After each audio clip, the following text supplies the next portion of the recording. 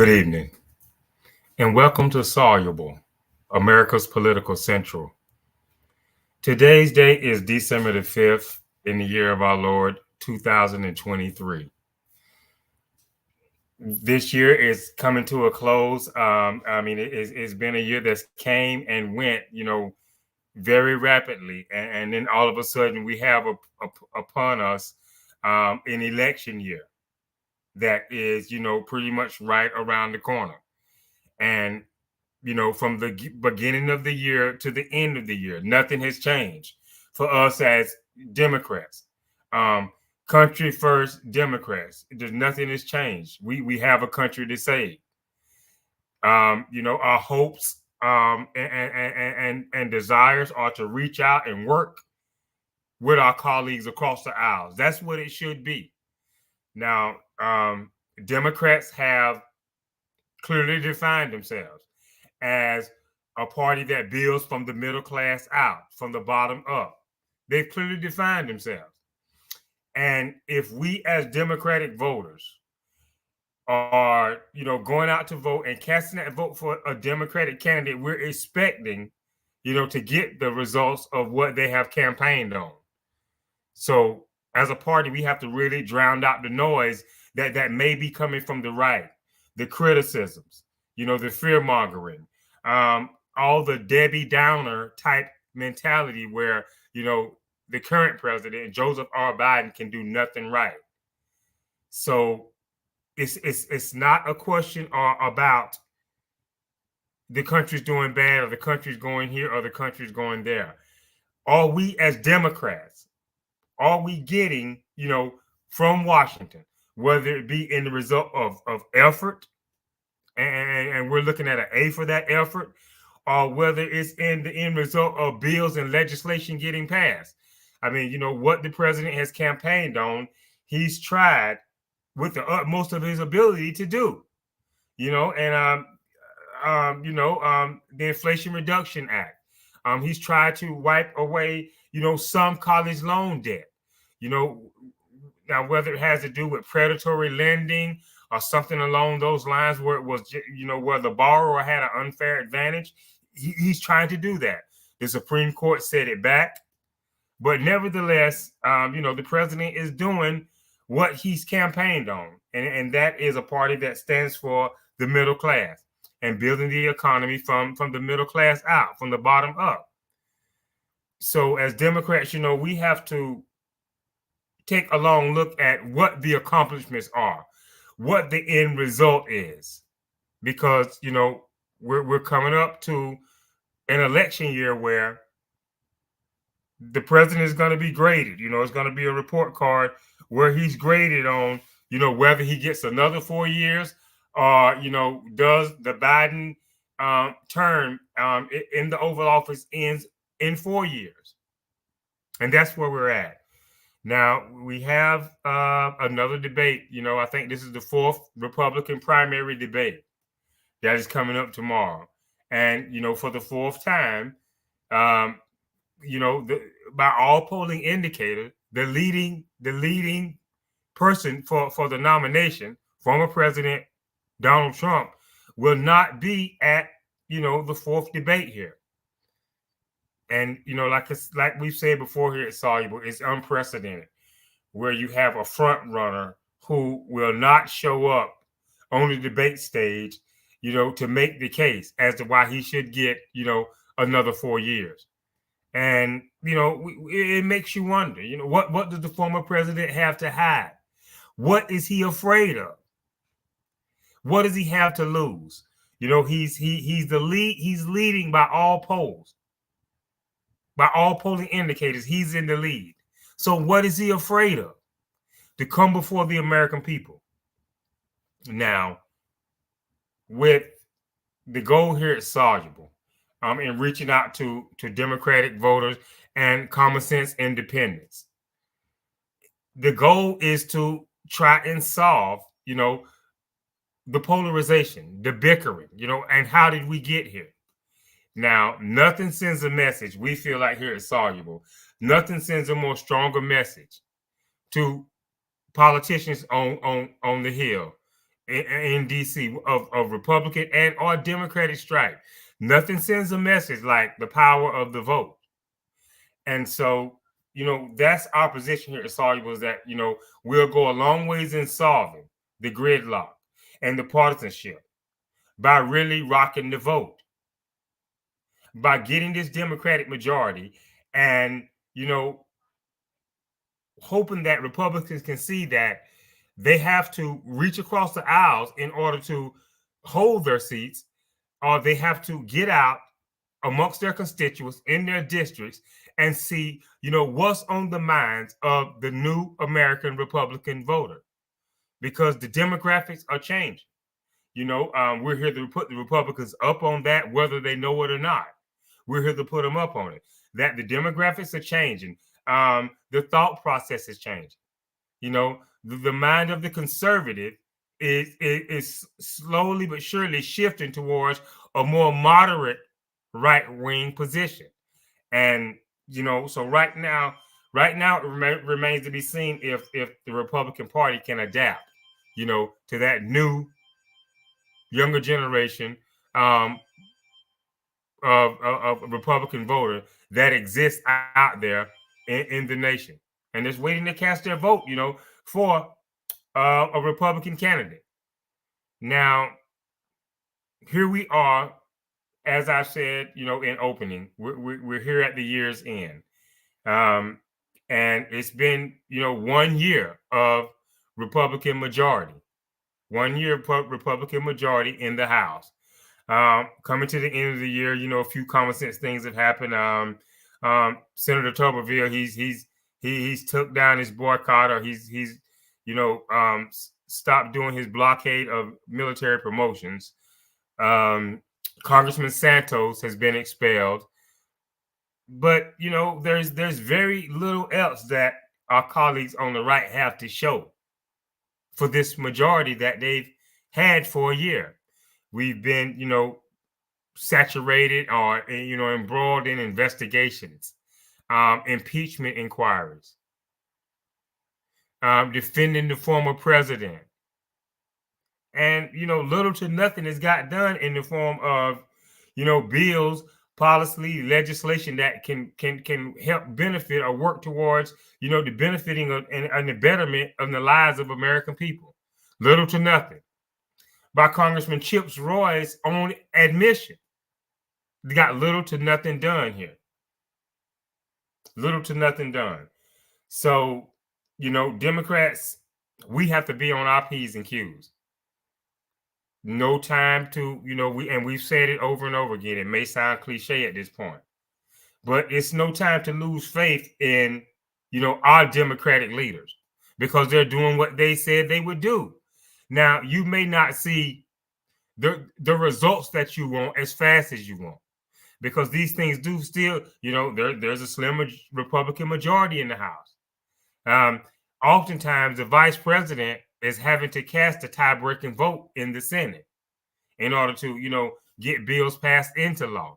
So, there's still a process, even though we have a Democratic president. And, that's what we have to understand as voters, and how the system works. But at this point in time, in the closing of this year, the last thing we want to do is, throw our hands up in disgust. The darkest hour is just before dawn. Now, we see the president, he's listening to the pulse of the American people, of his Democratic base, when it comes to, for example, the situation in the Middle East. And what, helps us sleep better at night, have a feeling of ease and calm, than a commander-in-chief who's listening to the will of the people. You haven't had this in the former president. You have a former president who's, full of ego, full of self, willing to put self and family in front of the country. And so, until we see otherwise, we'll start to really get a clear picture, in the coming year. you know, after the Iowa caucus, the New Hampshire, the South Carolinas, once, the numbers start coming in, the Super Tuesdays, we'll have a more clear picture of, what's going on with our colleagues from the right. But right now, as it stands, former President Trump is, who we're up against and what we're up against as a country. And so, just like the former president, he doesn't seem to feel no way tired, of the havoc that he's reaping on the republic. He doesn't seem to feel no way tired. So neither can we. I mean, it would, really have to be for us as Democrats, a shameful moment in history of Democratic politics if, we were to let a former president like former President Trump have it to the point where he's worn us down, and he achieves a second term, a second victory through, wearing us down with lies, propaganda, and etc. Hate mongering, name calling, claiming that all parts of the government are rotten to the core, simply because he's asked to be held to a higher standard now, that he's running for the highest office in the land. It makes sense. It makes every sense that as a real estate developer, as a property owner, as someone who, puts their name on buildings as far as a so-called brand, that you may be in that, line of work, in that profession, being the head of that kind of a company or organization. The former president doesn't understand that you may be able to skate, on some things that are underhanded, somewhat corrupt, cooking the books here or there. You may be able to skate on it.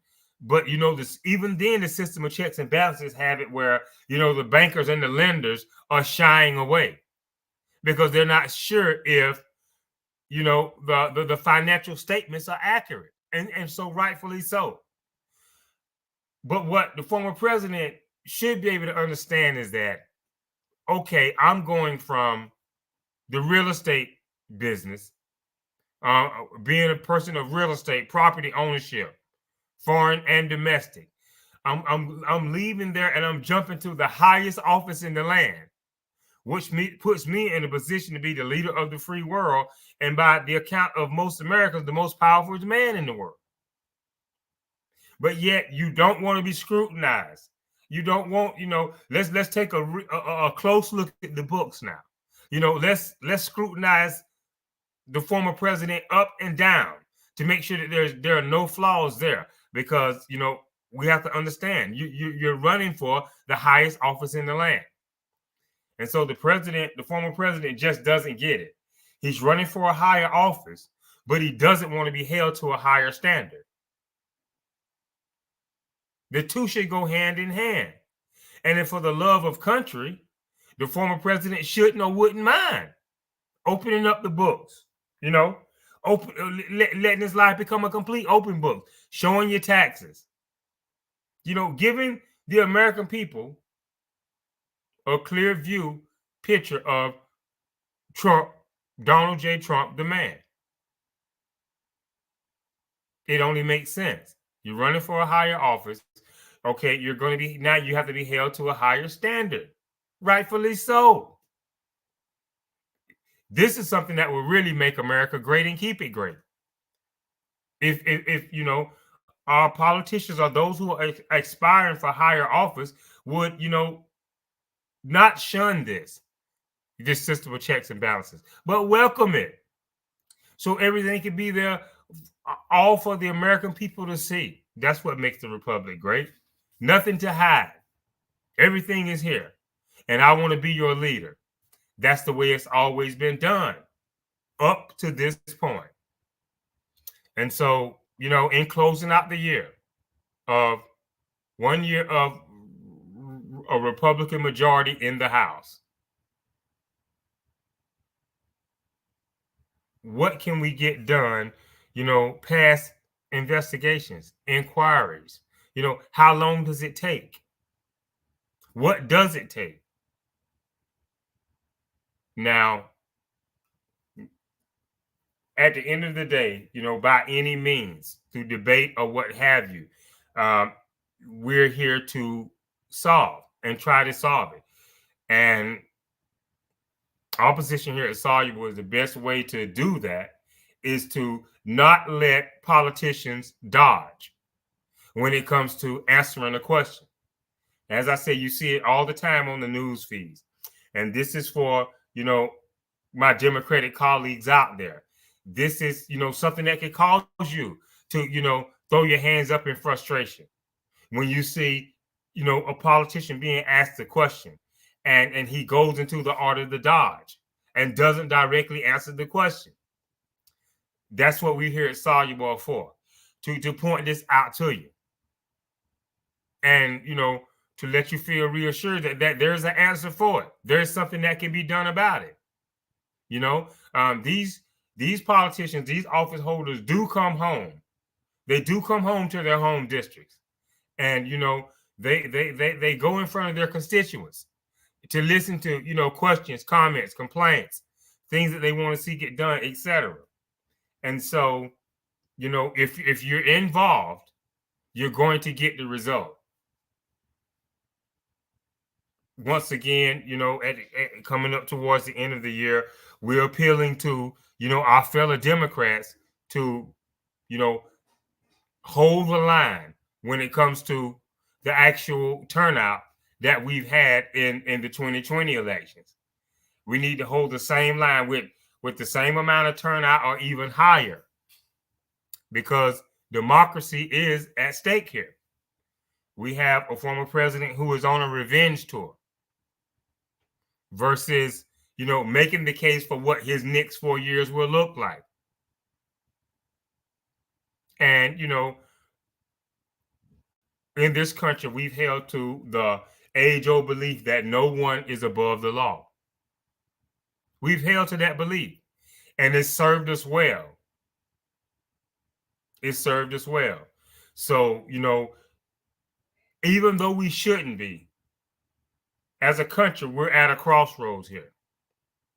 And so, to my fellow Democrats, with the right voter turnout, I'm sure that in this critical juncture, this pivotal fork that's in the road, that will, with the turnout that we have come election day next year, that will keep the country on the right track. I mean, what you see is what you get here now. What you see is what you get. I mean, you have inquiries when does it all end? Right now, the president's son has offered to come out and testify publicly. And Representative Comer says no. Representative James Comer from Kentucky, he says no. So, there's something really there. There's something that the American people, ought to know about and should know about what's going on with the Biden crime family.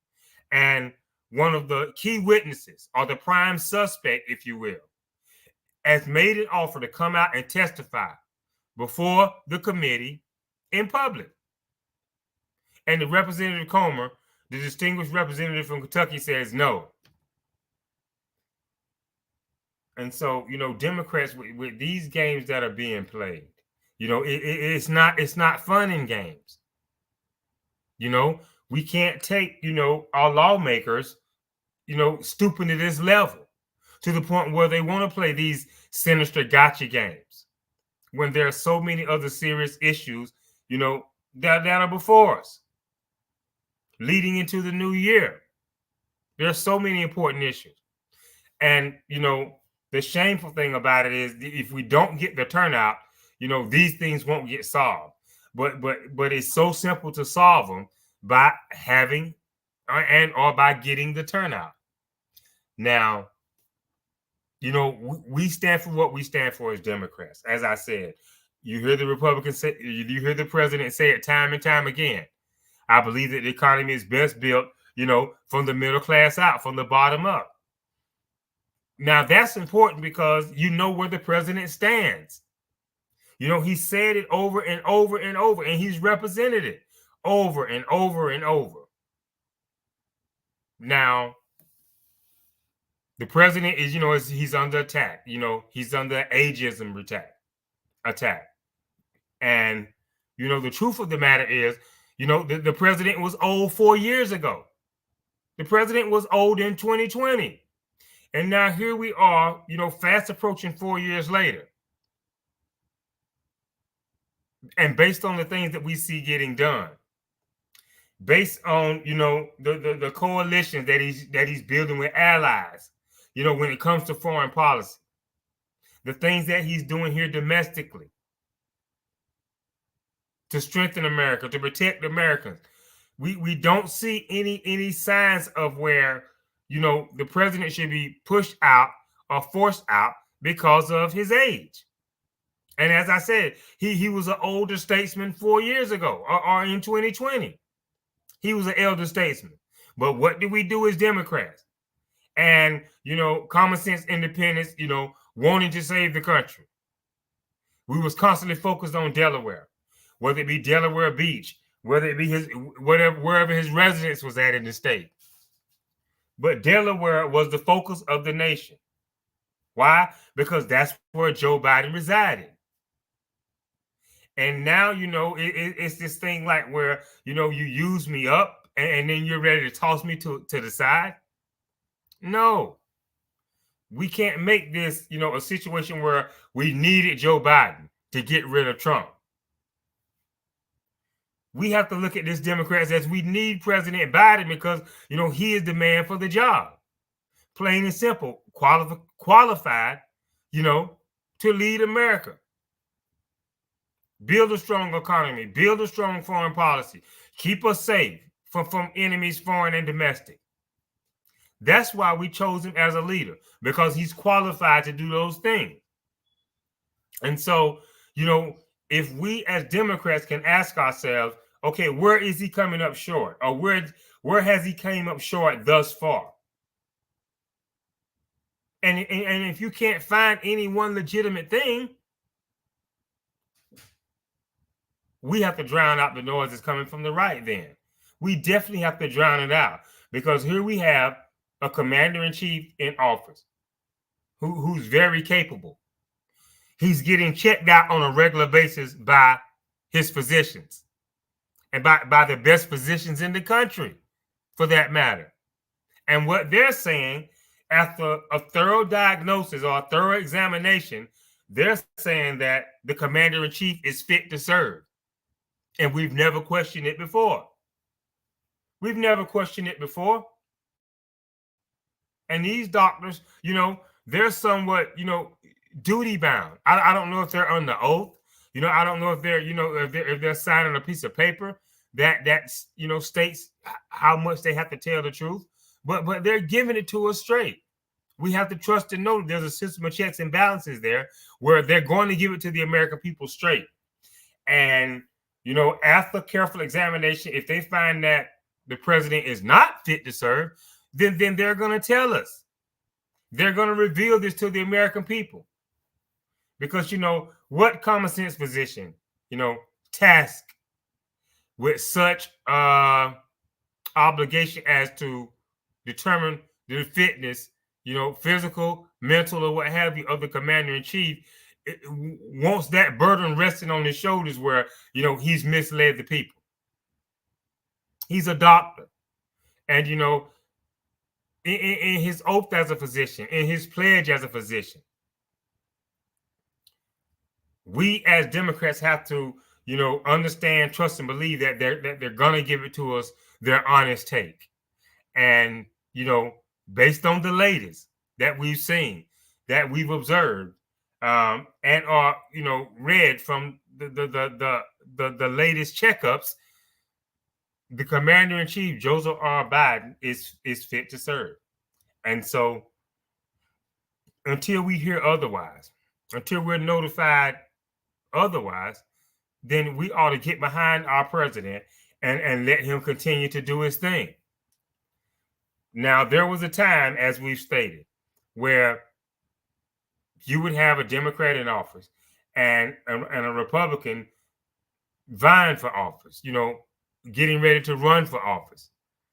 And they would acknowledge that, things are going well for the country, but it could be so much better. In closing of the year, in these, times of, come togetherness, this season of giving, in the spirit of the Savior and everything that it stands for. Peace on earth, goodwill towards men. We have to take a long look at this. And, we ought to want to be back there at that time where, we have a politician of the opposing party not,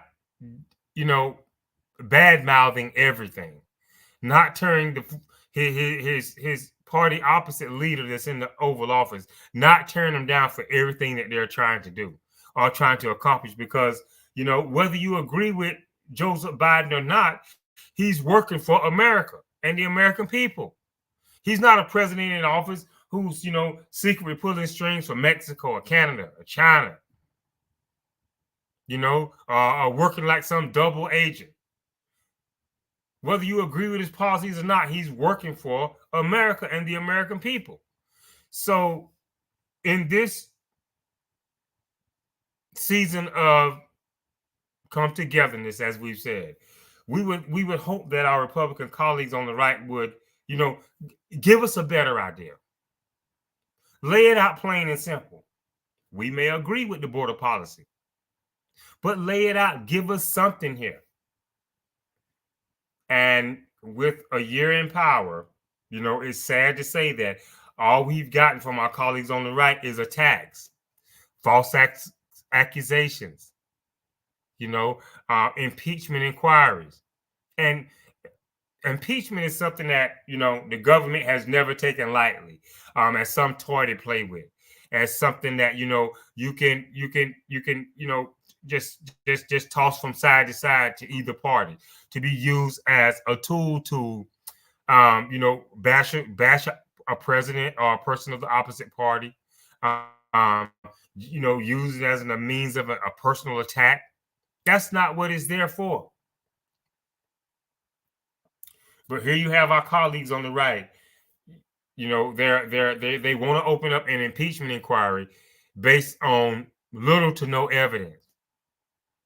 Witnesses already who are coming forth and saying there's nothing there that would rise to the level of impeachment.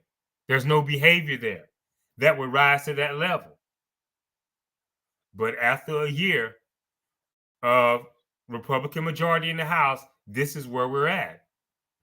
And as I've said before, Representative Chip Roy out of Texas has already said himself that we've accomplished little to nothing. And so, as Democrats, this shouldn't be a head scratcher here. This shouldn't be a head scratcher at all. Is it going to get any better? We see what the president has done to the party, the type of candidates he's produced. Santos is bad. Santos is corrupt. He has to go. But as Democrats, we have to realize that George Santos is made in the image of former President Donald J. Trump. And when he's caught red-handed, now he's going along the same lines. They're after me falsely. I'm being false accused. I'm being attacked. Representative Santos, before he was expelled, said this is bullying. And what goes along the lines of, what the former president has created and the kind of candidates that he's producing for the party is just that, the refusal to admit that, I've done something wrong. I'm going to own up to it and I'm going to take the responsibility for it. You hear the Democrats calling for Senator Menendez to resign. It's not like they're not calling for him to resign, but if he wants due process to play out, then that's what he's entitled to. It's great to be an American in that regard.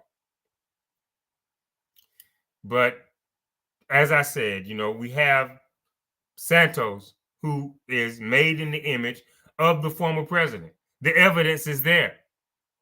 They went and done the research. They followed the money. They followed the George Santos campaign donation money trail.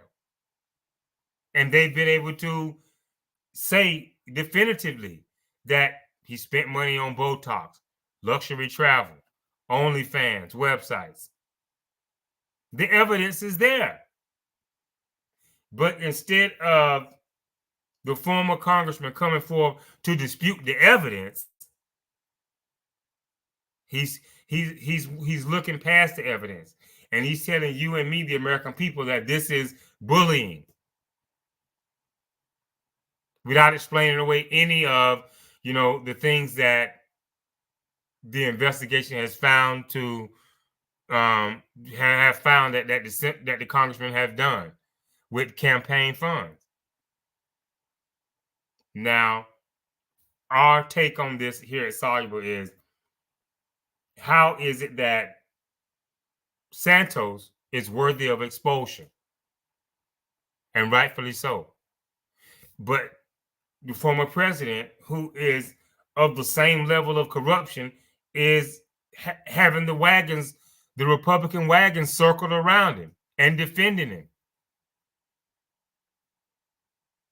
Both of these are one and the same. Both of these behaviors, whether it's the former president while he was in office or since he's been out, and the former congressman, both of these behaviors are one and the same. You can lump Senator Menendez in from New Jersey right into the same lump. And this is what goes a long ways in solving political stalemates, political bickerings. Democrats, it's right there in front of our eyes, and we have to look at what we're seeing, regardless of what we're being told. We have to look at what we're seeing. The investigation is ongoing with Senator Menendez, and our position here at Soluble is that he will have his day in court. The due process will play itself out, and the senator will be dealt with in whatever manner, based upon what the evidence and the findings in the court of law finds, and he will be dealt with accordingly. But from one party to the next, we don't see it. We don't see the extremism. We don't see the lies. And Democrats, if we do, we have to call it out. Republicans, they'll try to demagogue our leaders, our elected officials. They'll cast them in a dark light. It's bad for America. But what we have to realize is that whether it's AOC +3 or whoever, they've been sent to Washington, D.C. by the voters in their states, in their districts. And they've been sent there based on the campaign pledges that they've made. And when we have newly elected leaders in the Democratic Party like this, we can't look at it as, whether they're extreme, whether they're moderate.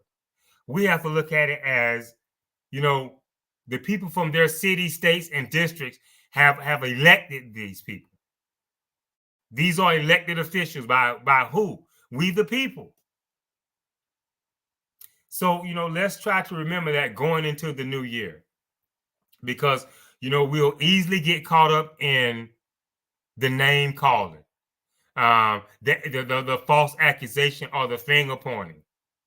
Right now we've had Senator Manchin. He's no longer running. He's taken himself out of the running for, the next Senate run for the state of West Virginia. And now he's out, trying to get a field from the American people. But, you hear Senator Manchin saying now that, President Biden has went so far left. But he can't show, the evidence, or he can't, explain it to the American people as to how he's come to that conclusion. And, just because the president is working with, someone who Republicans consider progressive extremists, progressive leftist extremists. If President Biden is working with AOC+3, he's simply doing his job. And just because he's sitting down in discussion and debate with members of his party doesn't mean that he's going to agree with everything that they're putting on the table. And that's what we have to understand about, American politics and how our system works. Just because there's a meeting, that doesn't mean there's an agreement.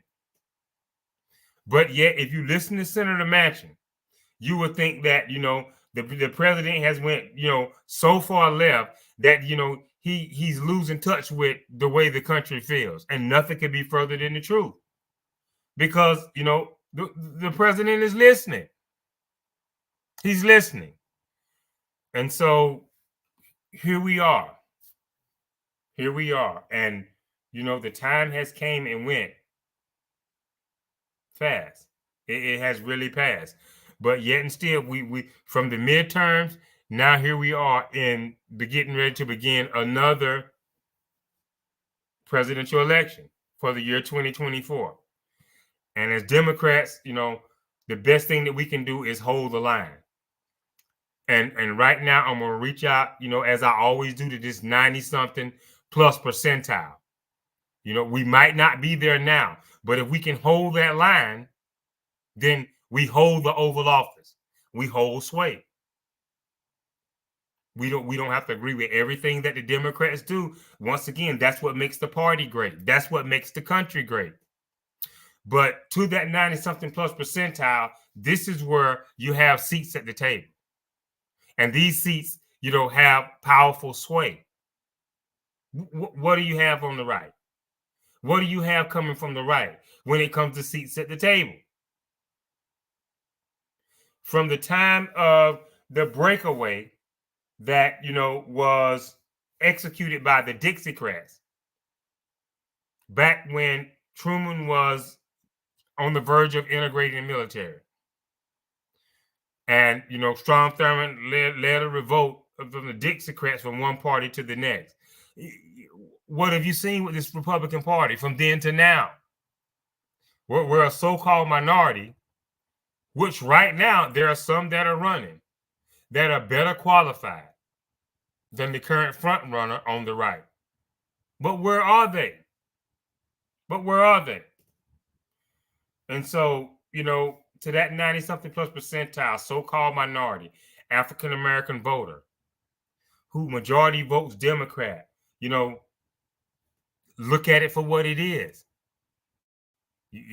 On one hand, you have a president who is listening, who is campaigning on one thing and doing his darndest when he wins the Oval Office to get those things accomplished for the people.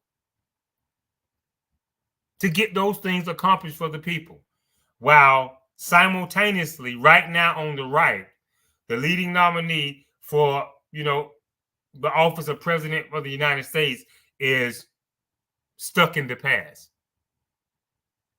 living in the past. He just, his ego is so magnanimous that he just simply can't acknowledge that he lost an election. What does this say about a person? Typically, the American spirit is, when we get knocked down, we get back up and go even harder.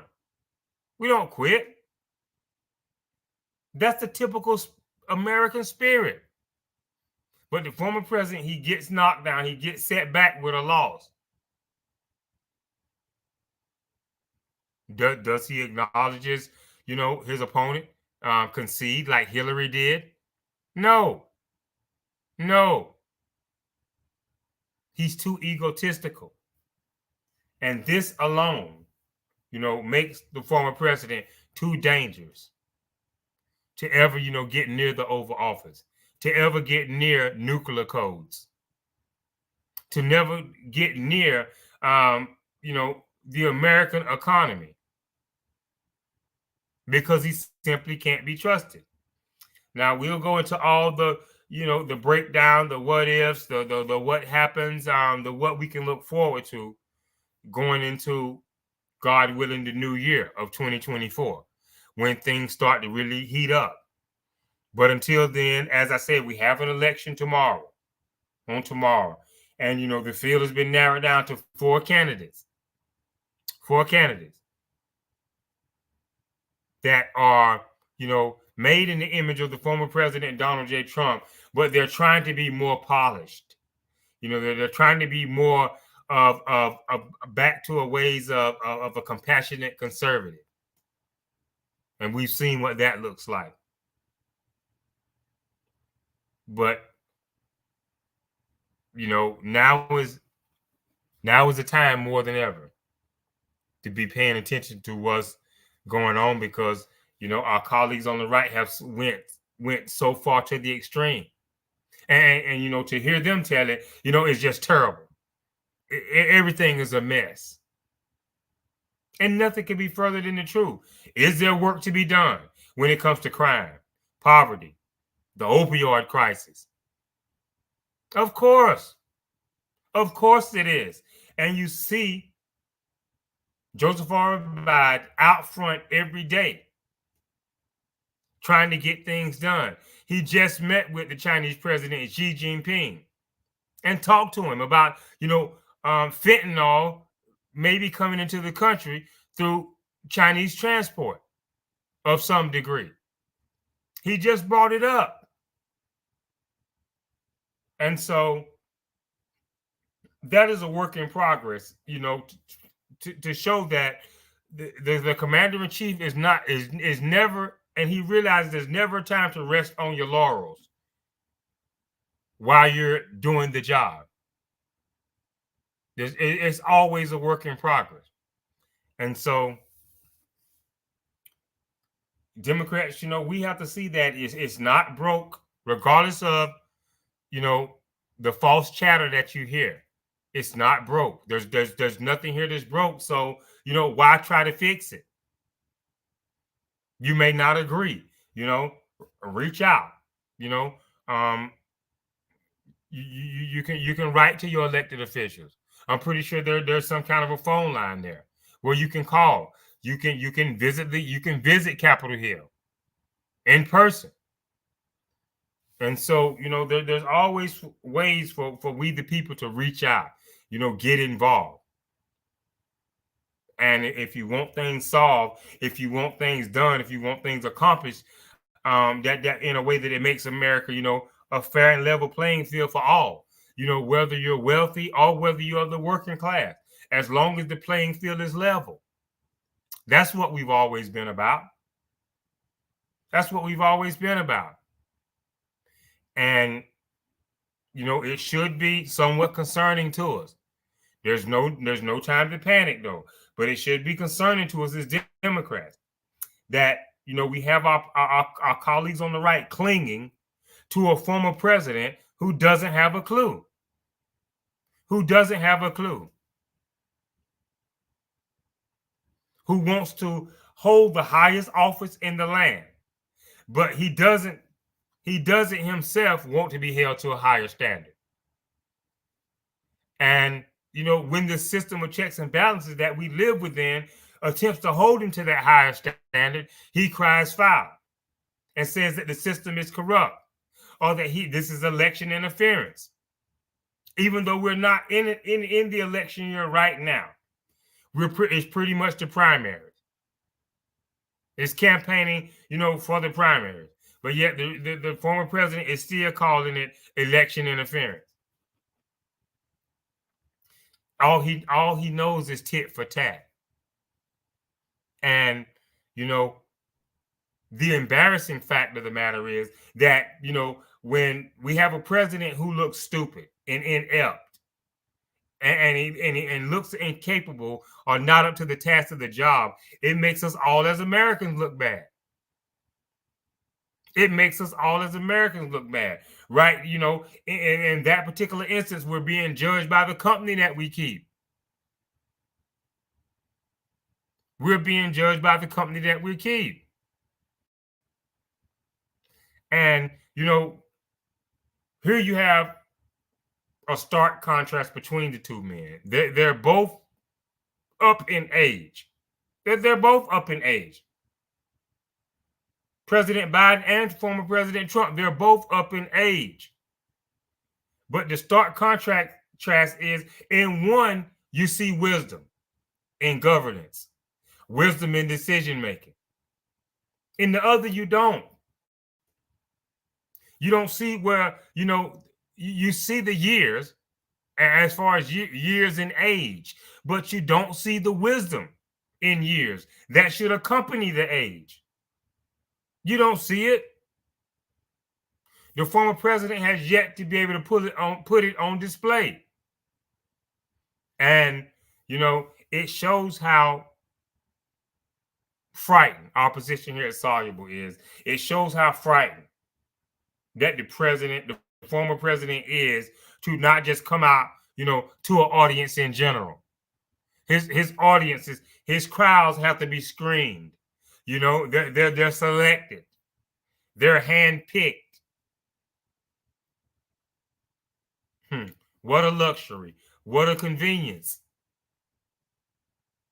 You've never seen anything like this in the history before, where the president is, afraid to just come out, into the general American public and make the case. Screen crowd, selected, individuals that are handpicked, adamant Trump supporters. And, the former president only attending rallies. He don't want to face the tough questions. And, in the words of one of his former, one of the people that are running for the same job, Governor Christie, in his words, what are you afraid of? What are you afraid of? And so, with all these things being fact, to my fellow Democrats, we have to get ready. We have to stay ready because, it's like the saying goes, let's do it again the second time around. We have to make it just as good, just as better as the first time. Nothing has changed. And matter of fact, it's gotten even worse. Sad to say. And, the only thing that's going to keep things in its proper place, proper perspective, is to turn out and vote. Slowly but surely, the former president, it becomes more and more emboldened when there's been no repercussions, no consequences for his actions. Even in along the lines of the January 6th insurrection. Now you have the former president going so far as to say that, these are the J6 hostages. These are the J6 hostages. The crowd that he stirred up to, try to overthrow a peaceful transfer of power that we, demonstrated and enjoyed in this country, for year after year after year, from one presidential term to the next. But these are not, insurrectionists, domestic terrorists. This is not what they are. These are the J6 hostages. Well, you can call it, you can label it anything, but that just doesn't make it so. And as Democrats, we have to be aware of that. Push back and, and make sure that our message is out there. It's articulated clearly where we stand. And, we have to be firmly entrenched as Democrats and committed to building the economy from the bottom up, from the middle class out. Strong military, strong education system, tough on crime. This is what the modern day 2023 Democrat should look like. We want a safer America. We want an America that, where hard work pays off, where our children are educated, where our air and drinking water is clean. We want that. And so, we have to champion our cause and push back. But more than anything, we have to be ready to show up next year, which is, fast approaching. Right now, 'tis the season to be jolly, for everything to be merry and bright. And, when we come out of this year, fast approaching an election year, there'll be mudslinging. There'll be lies, there'll be fear mongering. But we have to hold steady to the beliefs that we hold to as Democrats, and realize, the only thing that we have to fear is fear itself. We have a commander-in-chief who's in office, who's doing his job, who's leading in the best way that he can based on the position that he campaigns from, which is an unapologetic Democrat. That's who Joseph R. Biden is. He's an unapologetic Democrat. And as Democratic voters and supporters, we have to stand fully behind him, regardless of, what is being said by Joe Public, by the polling numbers, to that 90-something plus percentile. This is, more than ever, a pushback on the power that you have before you, with the seats that you have at the table now, when it comes to policy making that can shape your neighborhoods into better places, that can shape your neighborhood schools into better places, give you better job opportunities, create a better housing market for you. This is what the Democratic Party has to offer you with the seats they have at the table. And, we would challenge any voter who's on the fence, any voter who's a staunch Democrat, any voter who's a staunch Republican, to give it to us otherwise, to show us that, what the Democrats are campaigning on is not actually what you're getting. Now, more than ever, and we've said it over and over again, and we will constantly remind you that the Democratic Party is not the saving grace for, a discontented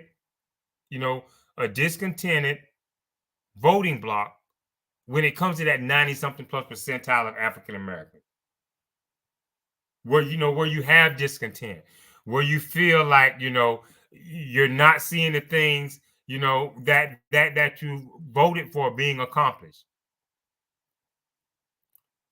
Get involved, get even more involved.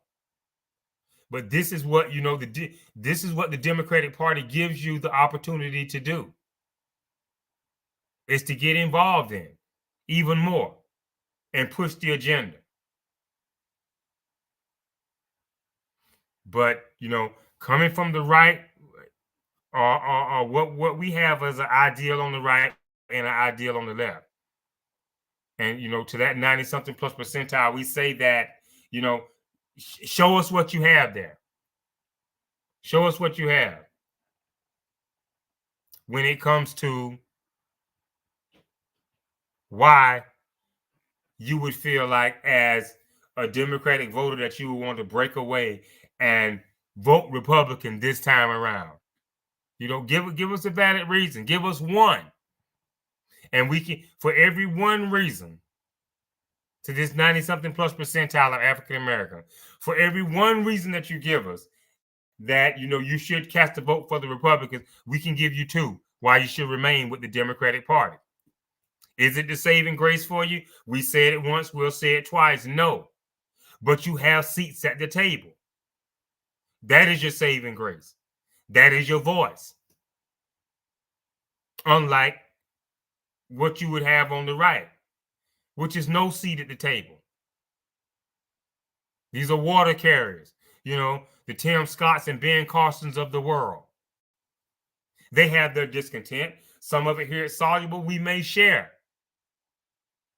But at the end of the day, what good is having the discontent if you can't bring it forward in a way that solves the problem, that turns discontent into content?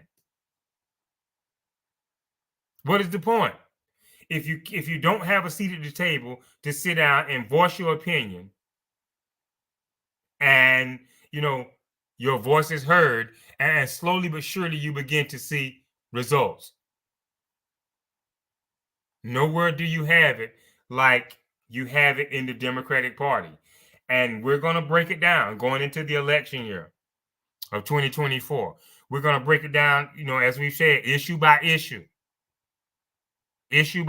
topic by topic. We're going to break it down. But that's our challenge to that 90-something plus percentile, that if you show up, hold the line on that vote, then we win. And you have seats at the table, and you have power. You have a voice. And so for every one reason that there's a person that is in doubt, that is thinking of splintering away or defecting away, if you will, from the Democratic Party to vote Republican. For every one reason that you can give us here at Soluble, we can give you two why you should remain with the Democratic Party. And, there you have power to make change, to make a difference. And, little do you may know that because you have that power there, that ability to affect change, positive change in your neighborhood, it's something that, it's possible that it could make Republicans more fearful than ever, that you have that power, to reshape, to bring about positive change that, could in some shape, form, or fashion lessen the incarceration rate for African-American males and females in this country. You may just have that ability to affect that kind of a positive change in the Democratic Party, which, we adamantly state that is the lesser of the two evils when it comes to these two political ideals, these two political parties. And so, as it relates to that 90-something plus percentile, that it's important that we hold. We leave you with that thought, what are you getting there from the right? That's better than what you're getting from the left in Democrats, where you have a party that has already demonstrated that it would put the best man for the job in office, regardless of race, creed, or color. Have already demonstrated it. And what happened thereafter? That, made us here at Soluble feel as if, there was an urgent need for us to come forward. The Democrats put the first African-American person, in the Oval Office, who at that time they felt was the best man for the job, regardless of race, creed, or color.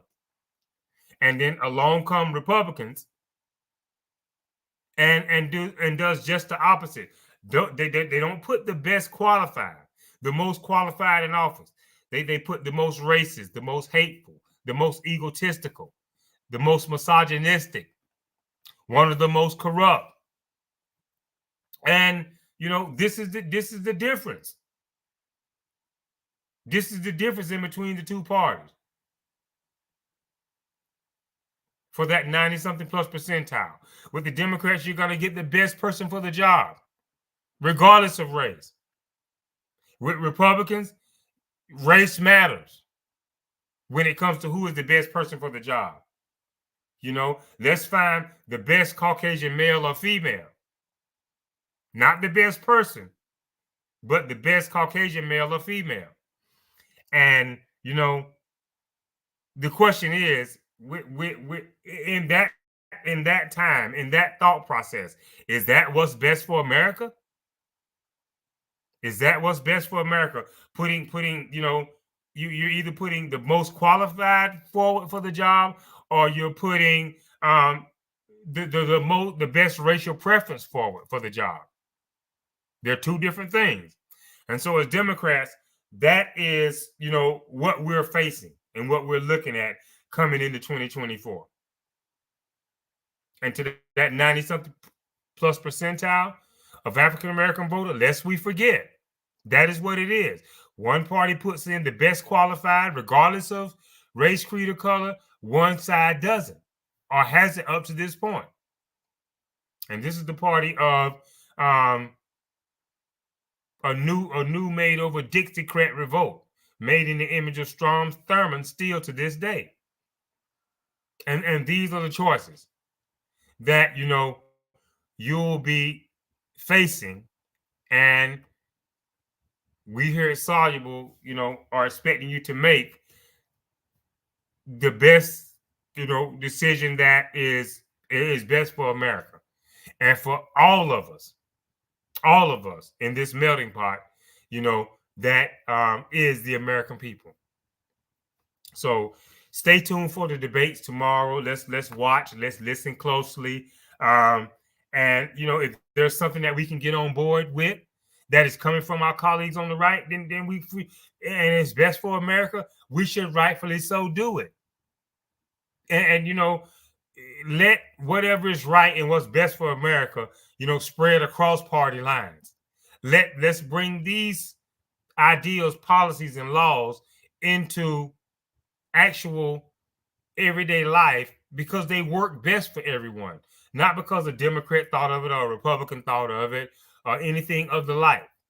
So we'll pay attention to the debates tomorrow from our colleagues from the right, our Republican colleagues on the right, and we're looking forward to getting them the benefit of the doubt going into an election year, and seeing what they have policy-wise, ideal-wise, for the future of America. And where they come up short, we have to call it out. But where they're right, and they're coming with things, ideals, policy presentations that work for America, we have to support it. We would be wrong to not do so. It would be unpatriotic of us to not support something that's good for America just because it's the opposition party. That's their game to play. So as Democrats, we must remember that and take the high road, because that is the road that's going to serve America best now and in the future. So until we meet again, this is Soluble signing off. We thank you for joining us. We encourage you to watch and observe, pay close attention in this coming election year. Republicans are going to try to pull out all the underhanded stops that they can. And if they're running an honest campaign, and if they have true intentions for the best of the American people, then everything will be out in the open. There doesn't have to be any underhanded tactics. But it remains to be seen. So we're gonna take it, one day at a time. 'Tis the season. We wishing everybody safe, happy holidays, time to spend with family, time for mirth, time for joyous occasions in the spirit of brotherhood. And let's take that same spirit and carry it into an election year in order to, if possible, to make every day in America like the time centered around December the 25th and the holiday that is Christmas and the birth of Jesus. So until the next time, this is Soluble signing off. We thank you for joining us. We encourage you to get ready. We got an election year coming up right around the corner. Stay informed, stay observant, and let's get ready to rock the vote coming up, to this election year 2024. So until we meet again, this is Soluble signing off. We thank you for joining us. Good night and God bless. This is Soluble signing off. Thank you.